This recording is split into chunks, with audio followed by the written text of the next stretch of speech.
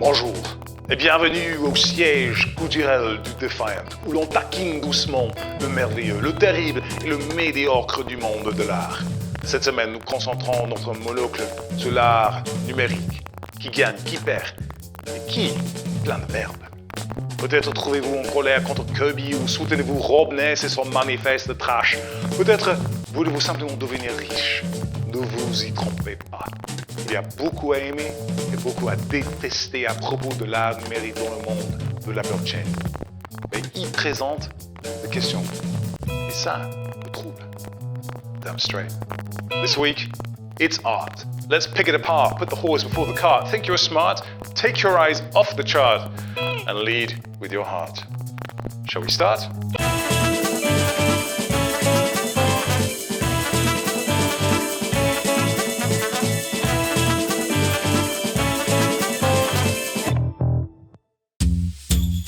Digital art.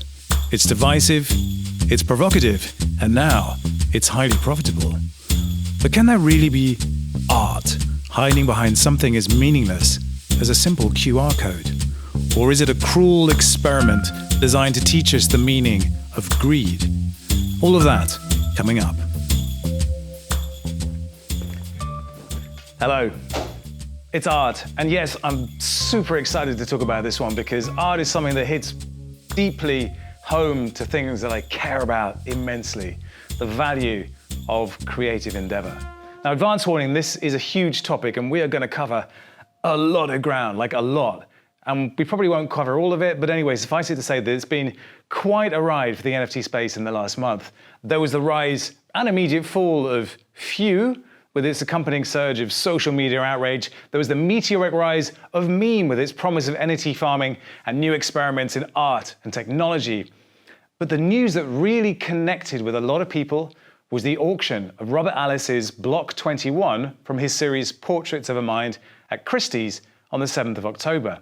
Now, this piece is just one of a monumental collection of monolithic painted discs in 24-karat gold leaf, suspended pigment, and acrylic on canvas. But the big thing is that it also came with an NFT, which is a core part of the artwork. Now, that NFT is developed by Async Labs and is described as spatio-temporally connected to the artwork, meaning basically that the digital component is only visible during daylight within the time zone in which it is geographically located. And as the owner of the NFT, the buyer can control the visibility of the artwork by changing where it's located. So an NFT with actual functionality built in, not just a cool collectible, you know what I mean? So if we look at the Christie's page for the piece, the estimate was $12,000 to $18,000, but it sold for $131,250. Robert Alice nailed it. And if I'm honest, when I look at this piece and I look at the concept and the thought behind it, I think it's fantastic. It's bold, it's monolithic, it's beautiful. And yeah, it's art, and yeah, I want it. It took him 3 years to complete the series, and it's like a genuine artistic achievement, you know? So what was the idea behind the NFT? Well, according to an interview with the Career Times, by showcasing and selling an NFT at Christie's, I hope other contemporary artists will take a look at the NFT space, not just for its radical creative potential, but for its real potential in giving artists more control and a better stake in their practice over the long term. Blockchain, unlike the internet, suffers because it's not an inherently visual medium of place. It's textual and ledger-based, yet its histories and the complex cultural and political dynamics out of which it was born fascinated me, particularly the founding myth of Satoshi. There is so much here to unpack, but really it boils down to this. We have a technology, but we also have a mystique, a narrative, a mythology behind it, which is the bit that's seductive. The code on its own isn't the thing. And I think that is the inherent paradox of NFTs, their appeal, why people use them, and why ultimately they could be considered art and artistic. And this is something I struggle with every week as I try to bring to life the stories that speak to me in the space. And I've long been fascinated by digital art, not least because I find myself constantly interrogating my own work on its artistic merits and whether film or video, which is released freely into the world and consumed freely as well, can even pretend to be considered alongside art like this? Does the effort and work I put into a video like the Aavegotchi one count in the same way as Robert Alice's? And crypto, as it always does, reduces this question down to simply, will anyone buy it? History teaches us one certain thing, that critics, when they fish out the crystal ball and start trying to guess what the future will be, are almost invariably wrong. And I don't think we are ever again obliged to look at a plywood box or a row of bricks on the floor or a videotape of some twit from the University of Central Paranoia sticking pins in himself and think, this is the real thing. This is the necessary art of our time. This needs respect. Because it isn't, and it doesn't, and nobody cares. And that brings us neatly to Pomp. Anthony Pompliano, or Pomp, as he likes to call himself, loves to troll the DeFi and Ethereum communities. Spoiler, it's a game, everyone, and he's winning. And in his September 21st newsletter, he had this to say. Jason Williams and I are making a big bet on digital art. In my opinion, one of the easiest ways to pursue a non-consensus investment strategy is to look for markets that have either A, been abandoned by the crowd, or B, are so new that most investors do not realize that they exist. Selecting the right market is the most important decision. This second category, the industries that are incredibly early in their life cycle, is my favorite place to go hunting for opportunity. Bang, bang. Jason Williams and I have been searching for a new market that is too early for most people to have spent the time building an investment thesis. We finally think we've found the perfect opportunity. Digital art. Similar to how Bitcoin is superior to gold in almost every way, digital art is superior to traditional art in almost every way also. Well, that is a big statement. And it's one I don't actually agree with. But given his history, I kind of feel that Pomp is probably just trolling here, to a degree. But let me make the case for traditional art. I used to spend a lot of time making films, and one of the clients I made films for was Sotheby's. Now, Sotheby's and Christie's are the top auction houses in the world. And we would go to Sotheby's, and we would take our cameras and our filming equipment, and we would film the paintings. So you're this close to pieces of art that cost millions of dollars. And I really do mean that, millions of dollars. And if your camera were to fall over and tear a hole in that piece of art, well, that would be a massive insurance bill. But what was always striking to me was the way you would be this close to a painting and you could see the imperfections, you could see the roughness of brushstrokes, you could see that it was made by human hands. And there was an immediacy to that impression, there was an immediacy to that experience. And it brought you closer to the human being that had made it in the first place. And that is very, very special. And I always feel like that humanity of real art is the thing that digital art will never be able to replicate. And you simply cannot state that it is superior to physical art because of this one very reason. Now, one of my best friends and collaborators is Simon One, a frankly intimidating, creative multi-hyphenate with not one, but, well, probably 5 strings to his bow. He's as skilled a writer as he is musician, actor, author, and artist. Now, he creates street art, effectively using Sharpies, using his hands to manipulate those kind of permanent strokes of the Sharpies to the shapes of his choosing. And we have been arguing for weeks and weeks and weeks now over the validity of NFTs as digital art and whether all this crypto malarkey is basically just a bunch of BS. So, my name's Simon One. This isn't a cup of tea. This is a load of Sharpies, because that's how I do my art. I do cats and exploding Korean robot tanks with animated sushi and cat girls on the shoulders of their dads while they wear Run DMC t-shirts, with a small boy who has a tool to explode things. And this is a pineapple. Essentially, it's asking the question, what is valuable? I see everyone wanting NFTs. I understand that. It's essentially a ticket. You own a ticket or a voucher and maybe you can swap it for something else. Whoa, that's so great. It's blown my mind. Wow, it's changed the art world. Has it though? I don't understand it. I make art. I do it because I want to. I do it because I like it. I do it because in that moment where I'm scratching colours on it just makes me feel good, you know? Smells very nice. And at the end, if you want to buy it, you can. I sell things. I sell them all around the world. People like them because they look nice on a wall. NFTs though, it's just a JPEG. What I would like is someone to make these into something awesome. And if they create a buzz, if they create some kind of new wave or a way of thinking, or just challenge the way everyone keeps saying that art is changing because of blockchain and ownership and value is changing. Is it though? One person owns something, or one person shares something with someone else. I don't know, I'm a moron. I literally draw cats and pineapples with felt tip pens. Don't listen to me. I'm not an artist. This isn't weed. Anyway, love you, blockchain. Now, coming back to Pomp, he's been good enough to actually disclose some of his recent purchases, one of which was Trevor Jones's Bitcoin Bull. Now, this is a physical artwork that has been given an additional augmented reality layer which can be viewed using his own creative app. That animation was then minted as 3 NFTs of increasing scarcity, gold, bronze, and silver. And finally, as a one-off piece in its own right. And that animation, which was a single, unique, original piece, was bought on Nifty Gateway for $55,555. Now, Pomp actually bid on that piece of digital art, and he didn't get it. But what did he do next? He immediately purchased the original painting that the NFT is based on for 55 grand directly from the artist.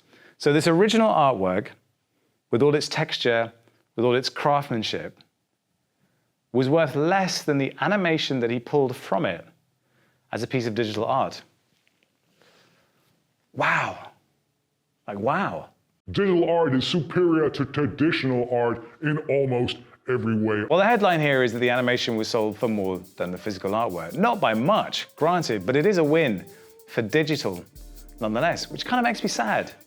But anyway, Trevor is, to be fair, a bit of a legend, and he was experimenting with QR codes as painting and augmented reality before finding his way into blockchain.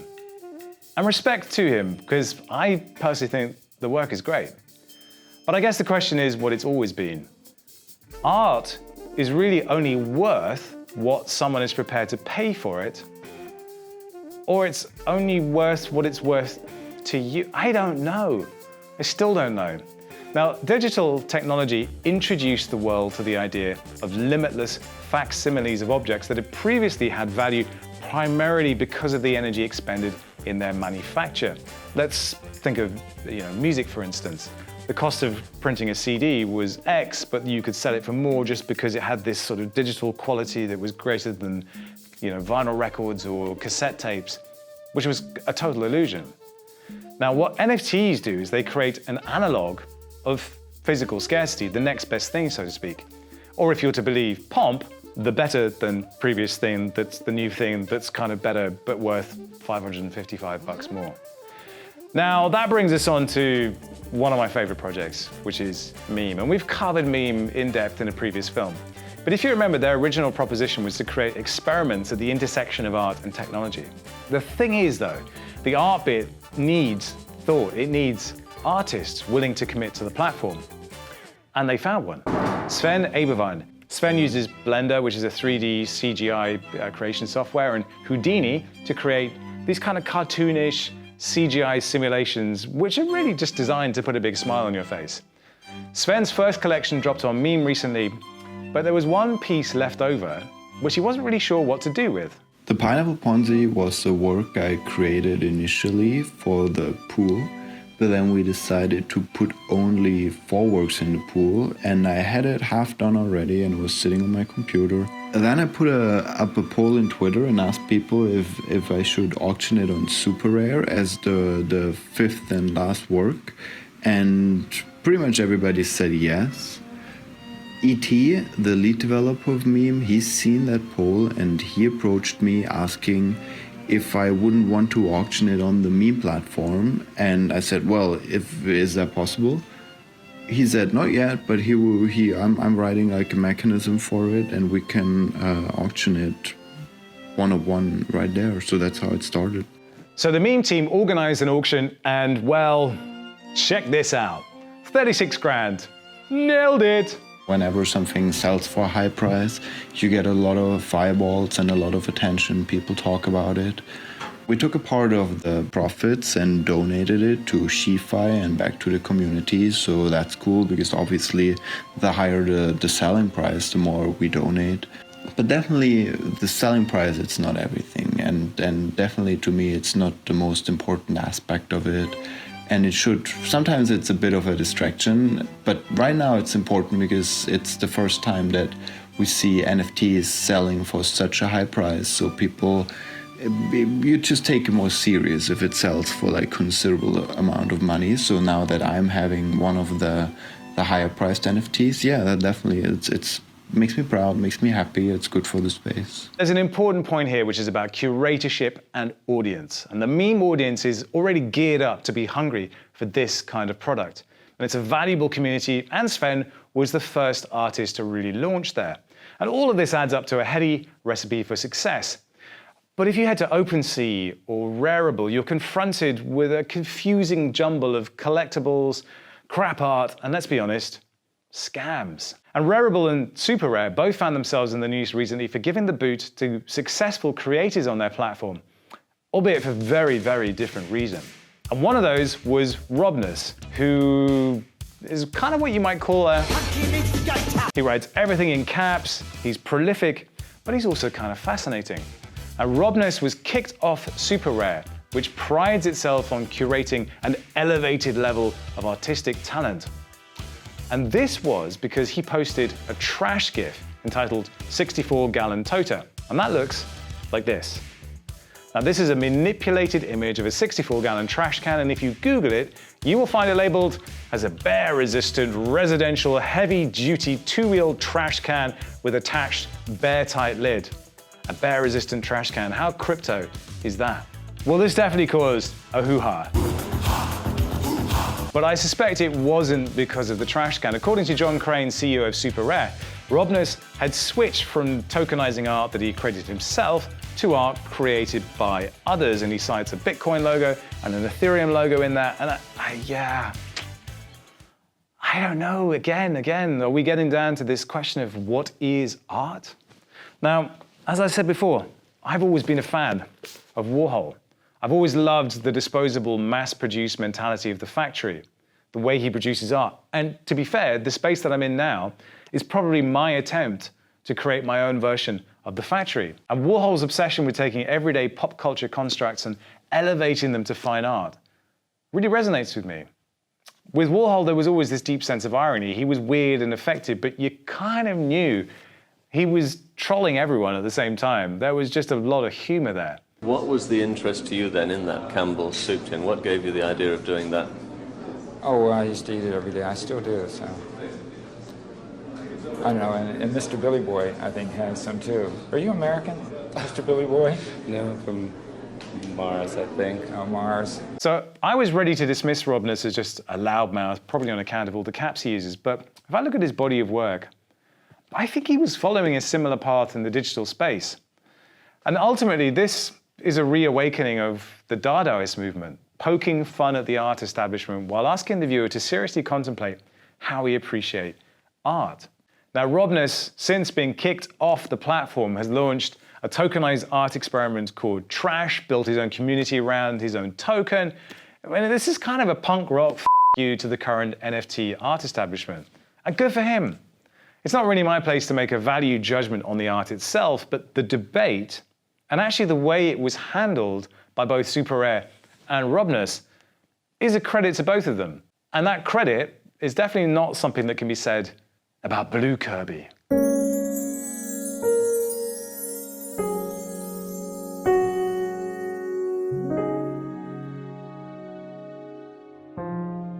Now, I don't really want to dwell too long on this particular saga, but Kirby, who was a meme legend popularizing few understand, for instance, had seen particular success by being essentially the voice of Wi-Fi, the breakout DeFi success story of 2020. And using that reach, he quickly became the top seller on Rarible by selling NFTs.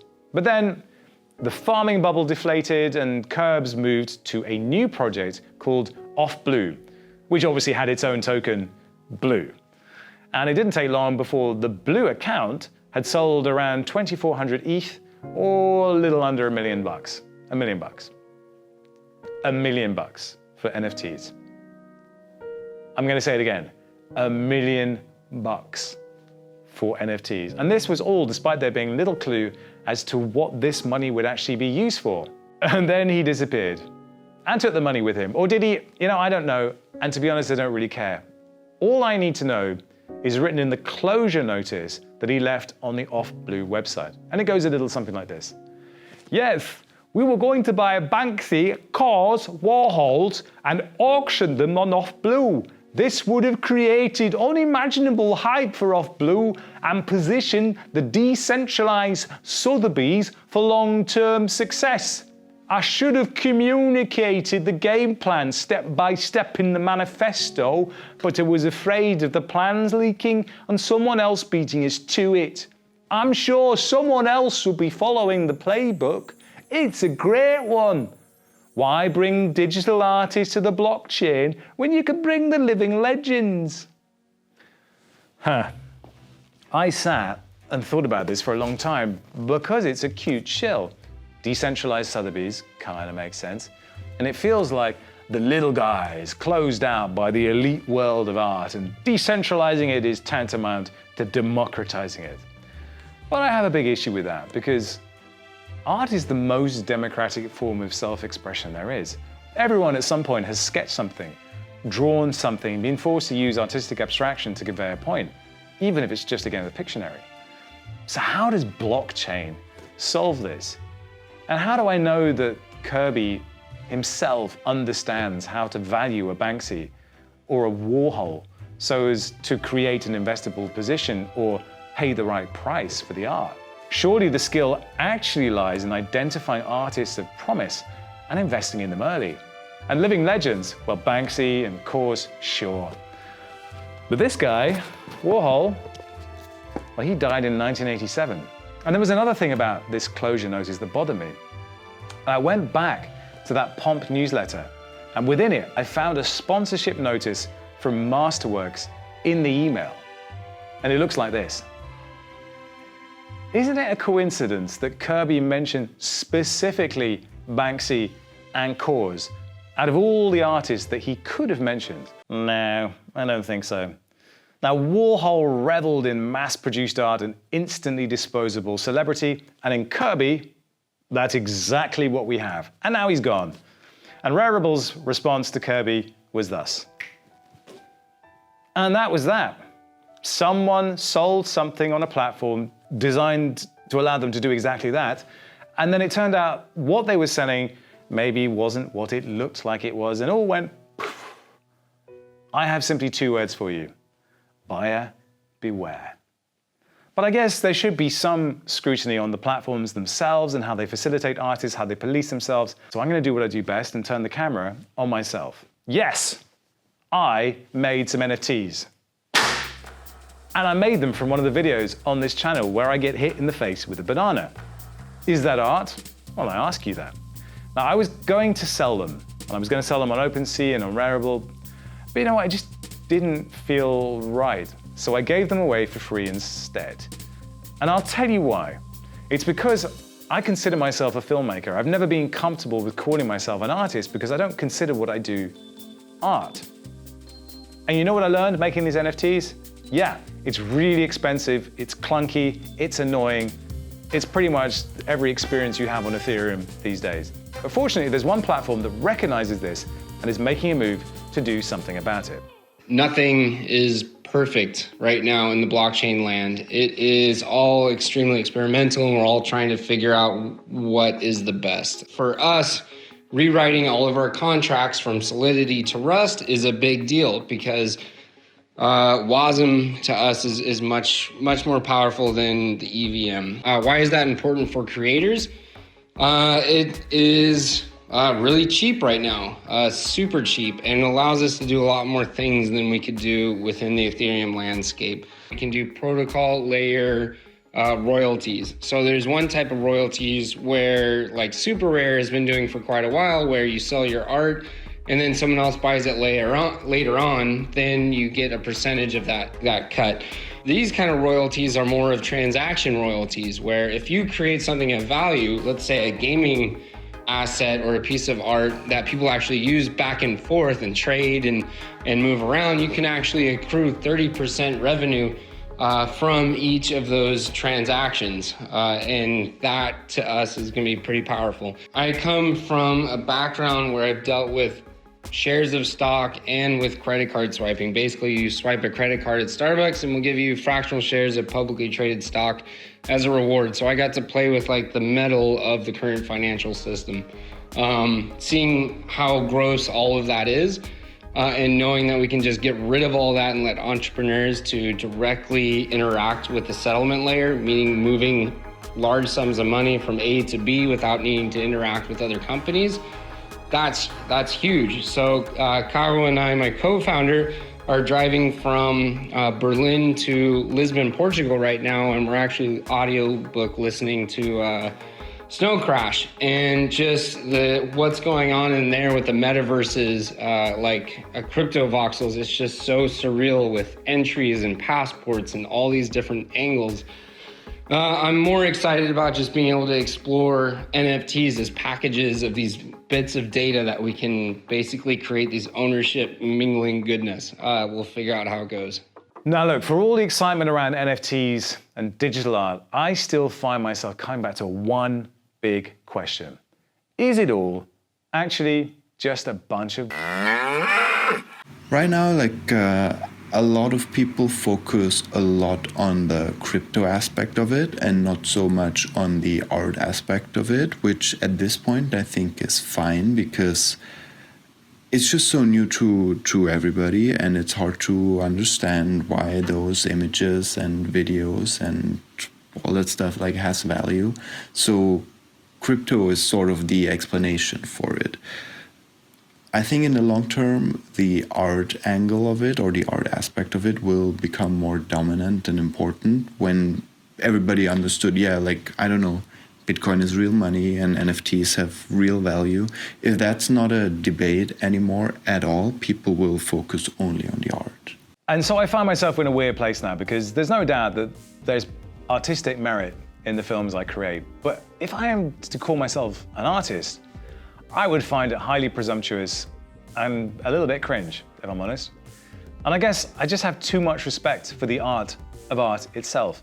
And maybe I shouldn't. Maybe I should just focus on what I consider great art, which is much more than the raw materials or the pure execution. It's the story, it's the philosophy, and it's what I like to call the factor. And there hasn't been a better factor moment in art than this peach from West England's finest provocateur. Art connoisseurs could only watch in horror as an expensive piece was shredded before their eyes. I work with actors a lot, and actors will often criticize you if you say a film looks amazing and challenge you to tell them, how did it make you feel? And that for me is the bit I listen to. And that's why I feel that Pomp is wrong. Digital art is not superior to traditional art in almost every single way. Digital art is just art. Traditional art is just art. Take it or leave it. And let's stop trying to create hierarchies based on externalities like tech or what someone said. Just ask yourself how it makes you feel. And hopefully these films that I make you feel challenged or make you laugh or make you annoyed, but at least feel something. The basic project of art is always to make the world whole and comprehensible, to restore it to us in all its glory and its occasional nastiness, not through argument, but through feeling. And then to close the gap between you and everything that is not you, and in this way, to pass from feeling to meaning. It's not something that committees can do. It's not a task achieved by groups or by movements. It's done by individuals, each person mediating in some way between a sense of history and an experience of the world. We are subjected to so much noise and produced content, it's easy to miss the things that might have the greatest value. But that's exactly why art still has a place. It's to remind us that we can be transported and taken beyond the ordinary, that we can be challenged, that we can be provoked. And for me, I want to provoke you, to challenge you, to question your own moral compass. And I want to do it without you realizing I'm doing it. So I'm in here, my friend's art gallery, and he's going, look, this is like 400 or 500 quid, it's a limited edition print. What is the difference between that and a digital print? Where is the value? I am surrounded by art on a daily. My friend runs this gallery, we sell original stuff. I love it in here. I'm struggling because like this is digital art. This could only be done really digitally, but it's a physical thing. How does that physical thing and the digital thing blend? Art, Bitcoin, blockchain, crypto art, how is it gonna work? I do art, it's one of mine here. It's a commission piece. It's beautiful. How do I get that on a blockchain? How do I become a token? You know, sometimes art, like real art that you can buy, is right there in front of you. It's in the Qs, in the Rs, in the whole alphabet of visual media. And as for you, the struggling artist, here are some wise words for you from my own personal hero, Andy Warhol. Don't think about making art, just get it done. Let everyone else decide if it's good or bad, whether they love it or hate it. And while they're deciding, make even more art. I've been SuperMassive, and this has been one long-ass video, but a good one. Thank you for taking the journey with me. Peace.